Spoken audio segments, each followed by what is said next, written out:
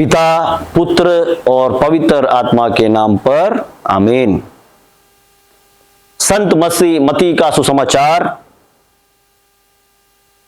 9वां अध्याय 32 से 38 तक के वचन। गूंगा अपदूतग्रस्त। वे बाहर निकल ही रहे थे कि कुछ लोग एक गूंगे अपदूतग्रस्त मनुष्य को ईसा के पास लेकर आए। ईसा ने अपदूत को निकाला और वह गूंगा बोलने लगा। लोग अचंभे में पड़कर बोल उठे, इस्राएल में ऐसा चमत्कार कभी नहीं देखा गया है। परंतु फरीसी कहते हैं, ये नरक दूतों के नायक की सहायता से अपदूतों को निकालता है। ईसा की अनुकंपा। ईसा सभागृहों में शिक्षा देते, राज्य के सुसमाचार का प्रचार करते, हर तरह की बीमारी और दुर्बलता दूर करते हुए सब नगरों और गांवों में घूमते थे।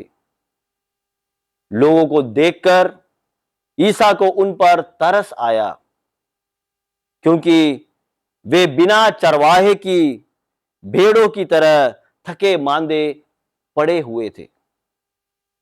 उन्होंने अपने शिष्यों से कहा, फसल तो बहुत है, परंतु मजदूर थोड़े हैं। फसल तो बहुत है, परंतु मजदूर थोड़े हैं।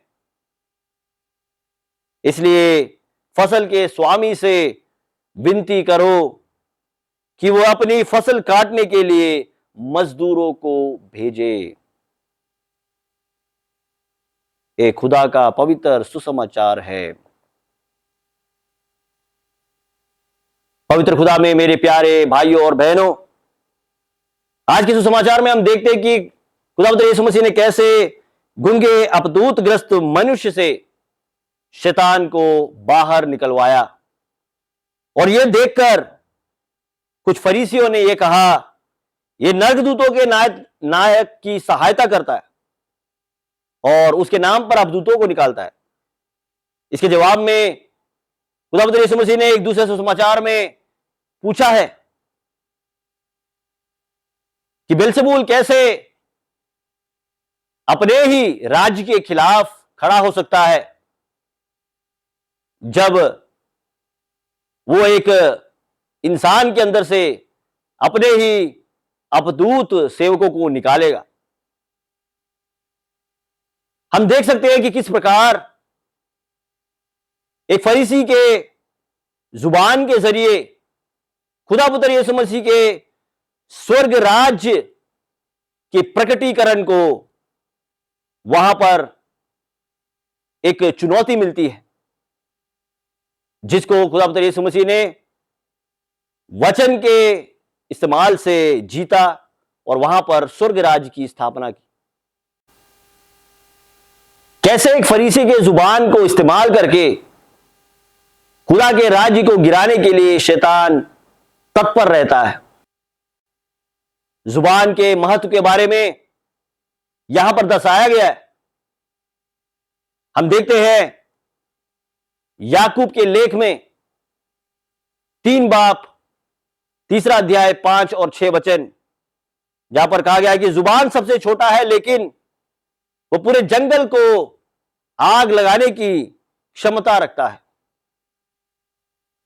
सुक्ति का ग्रंथ 18 बाब 21 वचन में हम देखते हैं, जुबान जीवन और मृत्यु एक दूसरे इंसान में लाने की क्षमता रखता है।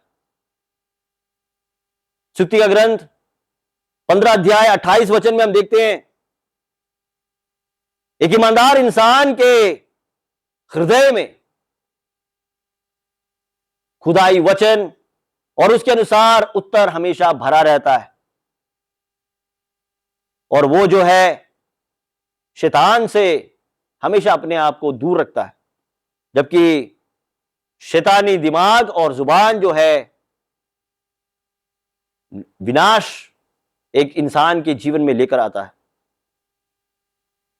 याकूब का लेख 1 अध्याय 19वें वचन में हम देखते हैं कि कहा गया है कि हर कोई जो है सुनने में एक सक्षम हो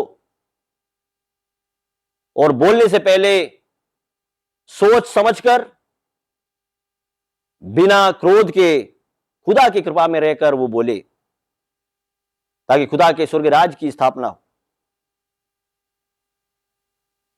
यिर्मयाह नबी का पुस्तक 15 बाब 19 आयत में खुदा कहते हैं और वो वादा करते हैं कि अगर तुम्हारी जुबान को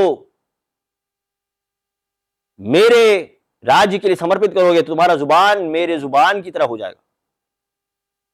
यिर्मयाह नबी का पुस्तक 67 बाब 17 वचन में हम देखते हैं कि किस प्रकार सराफिन जो देवदूत है वो यिर्मयाह नबी के जुबान पर वचन के आग के गोले को उतारता है और यिर्मयाह नबी को शुद्ध करता है।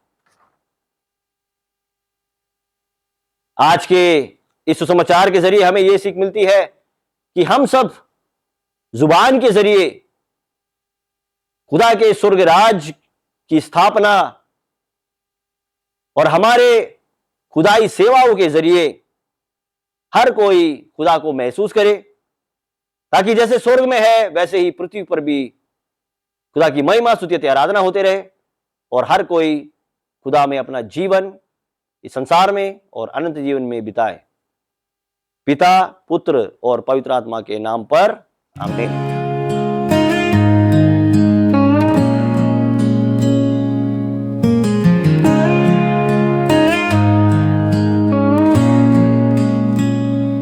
Morning light shines bright today. Heaven's words are here to stay. Open heart and open mind. In His grace we seek and find. Guide me, Lord, through every test. In your love I find my rest. Holy wisdom, light my